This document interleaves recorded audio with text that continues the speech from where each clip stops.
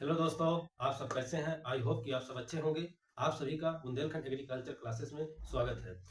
दोस्तों, आज हम बात करते हैं delta and duty of water in crops. मतलब डेल्टा क्या है, ड्यूटी क्या है वाटर का क्रॉप्स में। तो आज हम सब इस टॉपिक के विषय में चर्चा करेंगे। तो हम शुरुआत करते हैं अपना delta and duty. Delta delta and duty duty of water water in crops.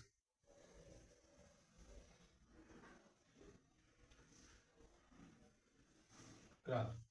अब देखिए, सबसे पहले हम बात करते हैं डेल्टा की कि डेल्टा क्या है। ठीक है, तो पहला delta.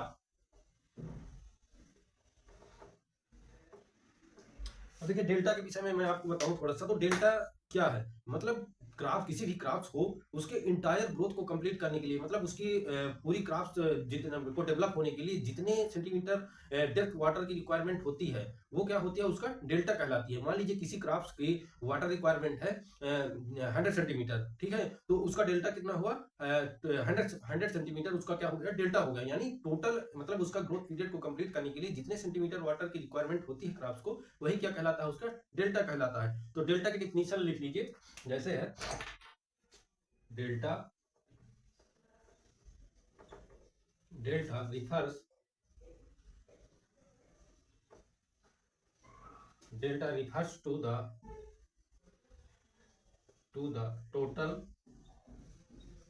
Total depth of total depth of total depth of water total depth of water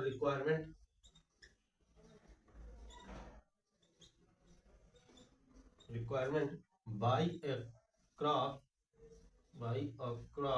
during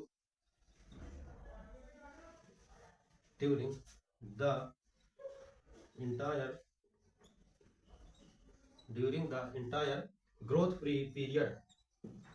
growth period।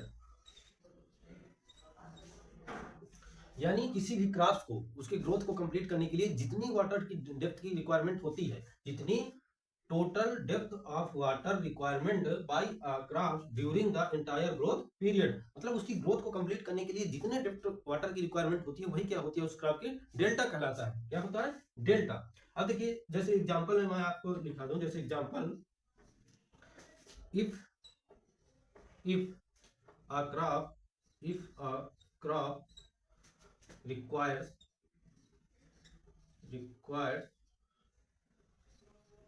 requires 100 centimeter of water during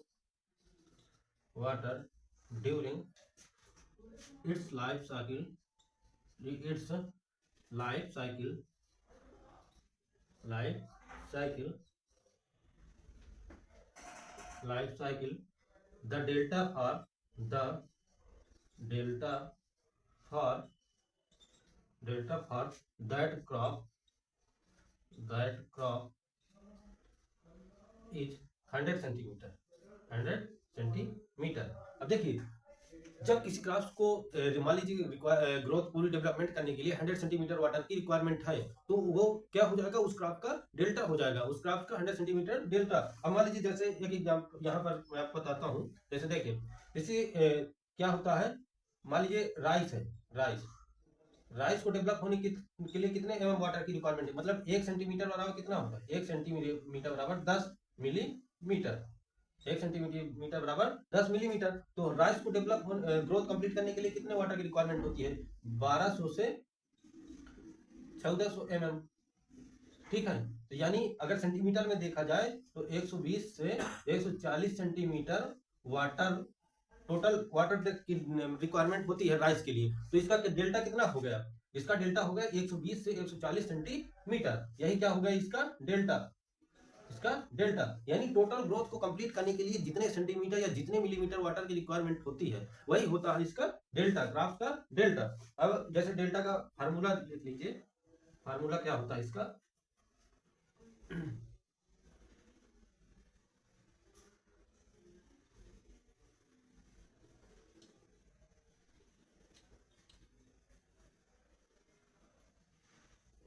देखिए अब फार्मूला बात करें, फार्मूला फार्मूला डेल्टा बराबर delta equal to total water requirement, total water required litre में, ये क्या होगा litre upon area, area hectare में, ठीक है हेक्टेयर में। तो ये क्या हो गया डेल्टा का फार्मूला, ठीक है। मतलब जितना वाटर रिक्वायरमेंट होता है क्रॉप्स को एक पार्टिकुलर एरिया, उसको एरिया से क्या कर देते हैं डिवाइड कर देते हैं, वाटर रिक्वायरमेंट अपॉन एरिया, ठीक है। तो ये जो वाटर होगा ये किसमें होगा लीटर में, और एरिया जो होगा जो वो किसमें होगा हेक्टेयर में। तो ये हो गया डेल्टा का फार्मूला। अब हम बात करते हैं ड्यूटी की, ड्यूटी क्या है, duty of water in crops. अब देखिए ड्यूटी, ड्यूटी अब ड्यूटी की बात करें तो ड्यूटी को हम मेजर करते हैं जैसे हो गया क्यूसेक, क्यूसेक पर हेक्टेयर, ठीक है। तो ड्यूटी क्या होती है वाटर की हेक्टेयर पर क्यूसेक। तो जैसे मान लीजिए किसी भी क्रॉप्स को एक पर्टिकुलर एरिया को हम जो वाटर देकर, मतलब जैसे एक क्यूसेक वाटर को हम अपने फील्ड पर दिए तो उससे जितना एरिया इरिगेट किया जाएगा वो होता है उसका ड्यूटी। यानी एक क्यूसेक वाटर से जितना एरिया हम इरिगेट कर सकते हैं वो होता है ड्यूटी। तो इसकी डिफिनेशन लिखिए जैसे duty, duty refers to the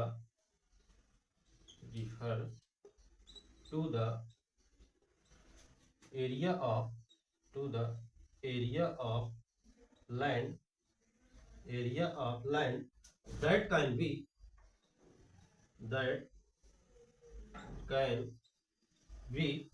irrigate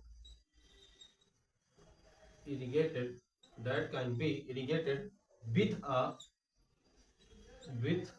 specific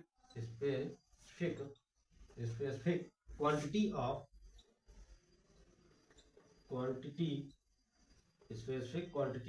water,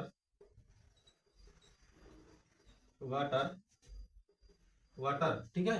तो ये क्या होगा duty refers to the area of land that can be irrigate with a specific quantity of water. मतलब क्या हो गया हम एक स्पेसिफिक क्वांटिटी, मतलब एक क्यूसेक हो गया, या मतलब जैसे हम एग्जांपल ले लें कि 100, जैसे हमने 100 लीटर वाटर दिया तो 100 लीटर वाटर से हम कितने एरिया को इरिगेट कर सकते हैं, वो क्या हो गया वो ड्यूटी हो गया, ड्यूटी ऑफ वाटर। मतलब जितना वाटर हम फील्ड पर दे रहे हैं उससे जितनी हेक्टेयर जितनी एरिया लैंड को हम इरिगेट कर पाएंगे वो कहलाता है ड्यूटी। तो इसको मेजर किया जाता है, it is measured in hectare प्रति क्यूसेक, ठीक है। इसको हेक्टेयर प्रति क्यूसेक में मेजर किया जाता है, ठीक है। तो अब इसका जैसे मान लीजिए एक एग्जांपल मैं देता हूं आपको यहाँ पर, हाँ यहीं पर लिख लीजिए जैसे एग्जांपल ड्यूटी, एक मिनट यहाँ पर लिख लीजिएगा हेक्टेयर प्रति क्यूसेक, ठीक है। अब यहाँ से एग्जांपल ड्यूटी इंडिकेट्स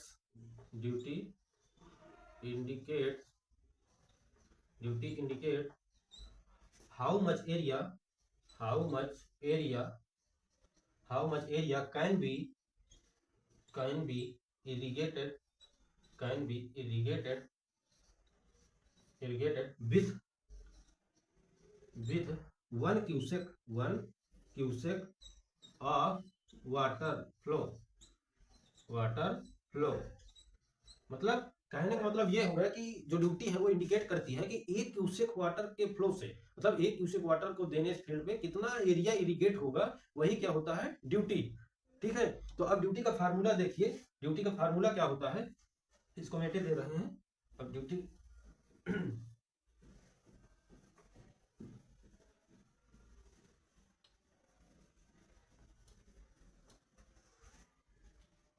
तो फार्मूला आप ड्यूटी का देख लीजिए ड्यूटी का फार्मूला ये हो गया फार्मूला, ठीक है। ड्यूटी इक्वल टू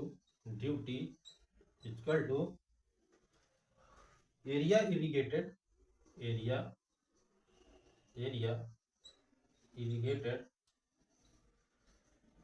इरिगेटेड, ये हो जाएगा hectare upon water discharge, water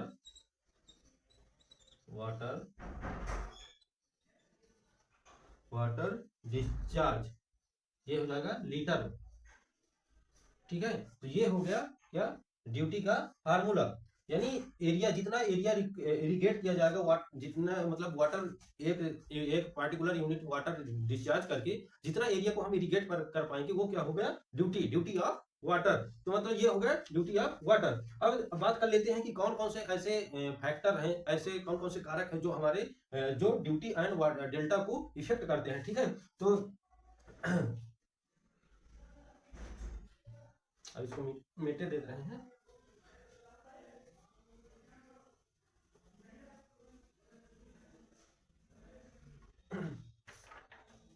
factor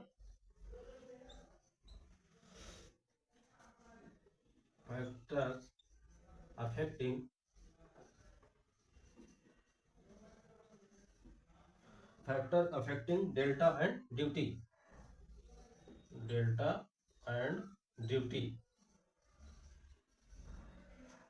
ठीक है। अब देखते हैं डेल्टा एंड ड्यूटी को जो फैक्टर्स अफेक्ट करते हैं वो कौन कौन से हैं। तो पहला लिखिए, पहला फैक्टर है क्लाइमेट, पहला है क्लाइमेट। अब देखिए क्लाइमेट है, तो क्लाइमेट कैसे है, मान लीजिए कहीं पर टेम्परेचर अधिक है, कहीं पर टेम्परेचर हाई है, कहीं पर टेम्परेचर लो है, तो उससे क्या होता है कि हमारा जो डेल्टा एंड ड्यूटी है वो अफेक्ट होता है। मान लीजिए टेम्परेचर हाई है तो वाटर की रिक्वायरमेंट हाई होगी, टेम्परेचर लो है तो वाटर की रिक्वायरमेंट लो होगी। तो ये हो गया क्लाइमेट, पहला फैक्टर। दूसरा फैक्टर की बात करें, सॉइल टाइप। अब सॉइल टाइप देख लीजिए, जैसे मान लीजिए सॉइल है, जैसे सैंडी सॉइल हो गई, क्ले सॉइल हो गई। तो सैंडी सॉइल है तो सैंडी सॉइल उसको वाटर की रिक्वायरमेंट जल्दी जल्दी होती है, जल्दी जल्दी इरिगेट करना पड़ता है। और वहीं पर अगर क्ले सॉइल की बात करें तो क्ले सॉइल में वाटर की रिक्वायरमेंट कम होती है, मतलब एक बार इरिगेट हम कर दिए तो मतलब काफी दिन तक उसमें मॉइस्चर बना रहता है। तो ये हो गया सॉइल टाइप। थर्ड बात करें तो हो गया क्रॉप टाइप।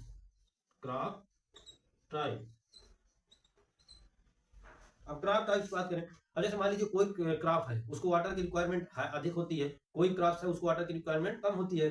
जैसे मान लीजिए शुगर केन है, राइस है, कॉटन है, इनको वाटर की रिक्वायरमेंट अधिक होती है। और वहीं पर बात करें सोरगम हो गया, मूंग हो गया, उड़द हो गया, इनको क्या होते हैं, वाटर की रिक्वायरमेंट कम होती है। तो ये हो गया क्रॉप टाइप। चौथा बात करें हम इरिगेशन मेथड, इरिगेशन मेथड। अब इरिगेशन के भी कई अलग अलग मेथड हैं जो डेल्टा एंड ड्यूटी को अफेक्ट करते हैं। तो इस प्रकार से ये हो गया टोटल आपका factor affecting of delta and duty. तो डेल्टा और ड्यूटी आपको अच्छी प्रकार से समझ आ गया होगा। तो ये हमारा डेल्टा एंड ड्यूटी का चैप्टर, जो भी डिफिनीशन थे, उसके फार्मूला थे, उसका एग्जाम्पल था, और कौन कौन से फैक्टर डेल्टा ड्यूटी को अफेक्ट करते हैं, तो वो सारे मैं आपको बता दिया हूँ। आई होप कि आप सबको ये समझ में आया होगा। अगर कोई भी डाउट है तो आप नीचे कमेंट बॉक्स पे बता सकते हैं। और आपको अगर कंटेंट हमारा अच्छा लगा हो तो आप हमारे चैनल को लाइक करिए, सब्सक्राइब करिए और बेल आइकन को प्रेस कीजिए। Thank you.